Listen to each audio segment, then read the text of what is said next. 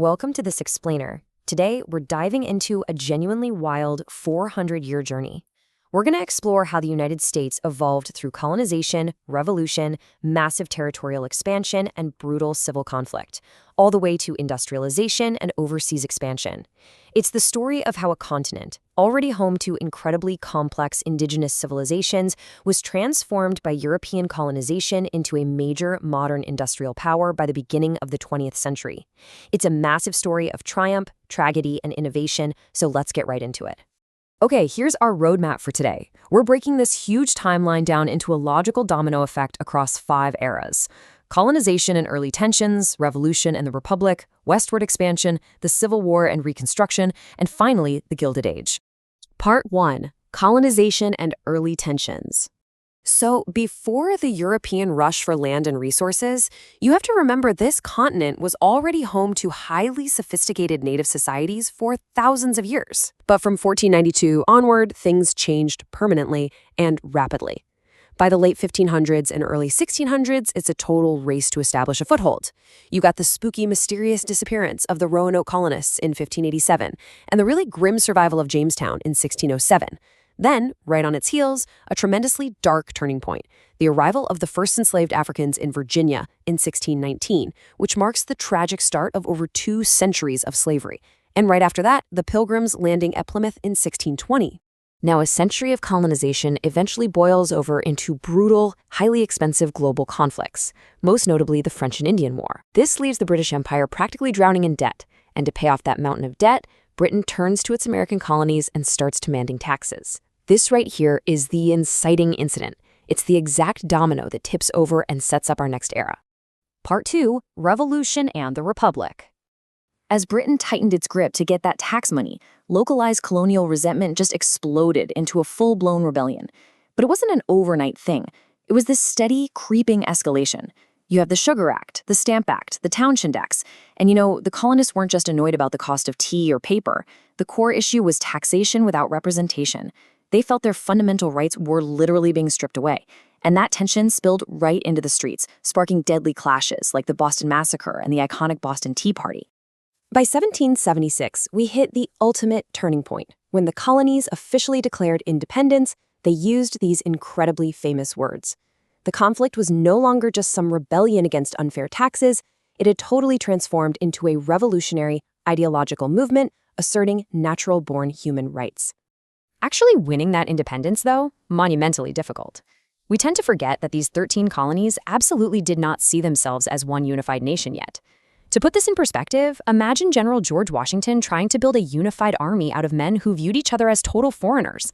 At one point outside Boston, Washington literally had to physically jump in and pull his own soldiers apart just to stop a winter snowball fight that had violently escalated into a massive brawl between his Massachusetts and Virginia troops.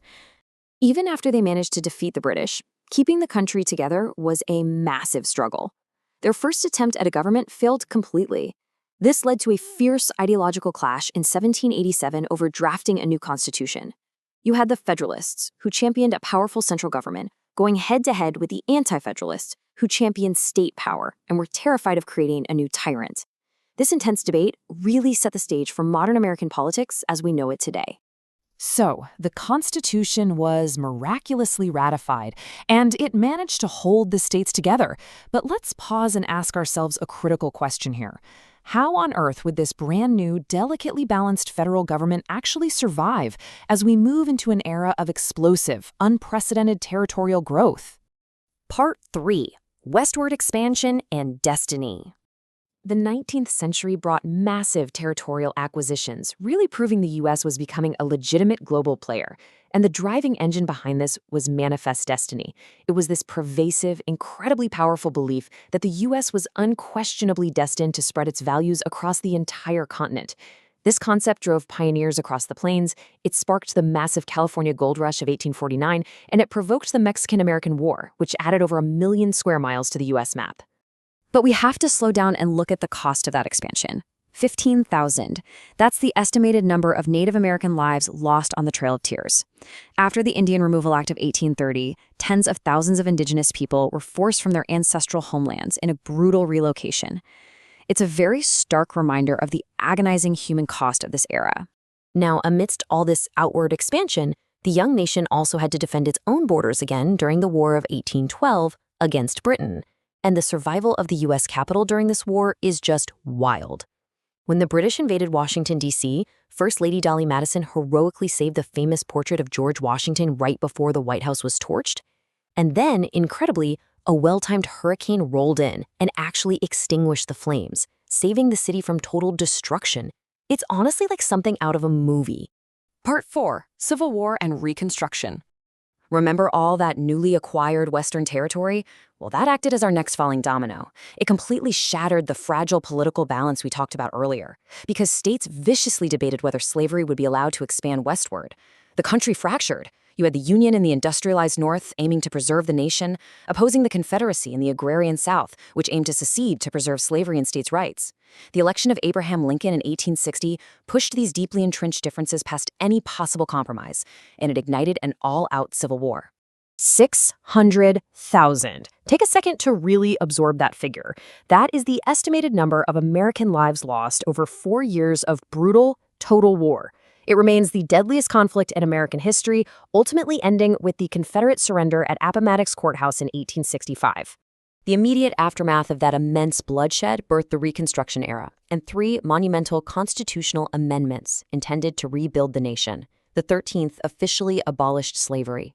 The 14th granted equal protection and citizenship, and the 15th guaranteed voting rights regardless of race.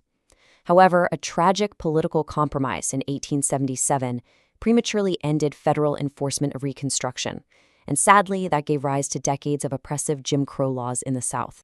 Part 5. The Gilded Age. Moving into the late 19th century, the U.S. underwent a staggering transformation from a fractured agrarian society into an absolute powerhouse of modern industry, wealth, and extreme inequality. The beating heart of this era was the completion of the Transcontinental Railroad in 1869, which literally shrank a months-long journey into mere days. This boom was fueled by a massive influx of 7.3 million immigrants seeking work. But all that extreme wealth mostly funneled up to a few monopolistic robber barons, which heavily exploited wage workers. Those workers then fought back through massive, sometimes violent labor strikes, like the Pullman strike in 1894. Yet, despite all the intense social unrest, the Gilded Age was completely defined by breathtaking engineering marvels. I absolutely love this historical anecdote. When the Brooklyn Bridge was being built, the chief engineer fell ill. His wife, Emily Roebling, actually stepped in and took over the management of the longest suspension bridge in the world. When it was finally finished in 1883, she was the very first person to cross it by carriage, triumphantly carrying a live rooster as a symbol of victory. And just to show you how wonderfully bizarre history can be, right alongside the invention of electric lighting and skyscrapers, you have the 1876 Kentucky meat shower. Yes, Americans opened their newspapers to read that large chunks of meat literally rained from the sky over a small town. Scientists later concluded it was most likely a flock of vultures throwing up mid-flight. Just a hilarious reminder that history is never boring. But zooming back out to the macro view, why does all this matter? Well, despite the extreme wealth gaps and social unrest, the sheer output of the United States exploded. Between 1865 and 1898, wheat production jumped 256%, and coal output skyrocketed by an insane 800%. By the time we hit the Spanish-American War in 1898, these technological and industrial leaps had fundamentally transformed the U.S. into a formidable international geopolitical titan. Which brings us to the end of our timeline today. From a handful of vulnerable colonies clinging to the coast to a massive, industrialized global giant in just 400 years. As we wrap up this explainer, I want to leave you with this final thought to ponder. Given its incredibly complex, turbulent, and constantly evolving history, how will the great American experiment evolve next? Thank you so much for joining me today. Keep questioning, keep learning, and I'll catch you next time.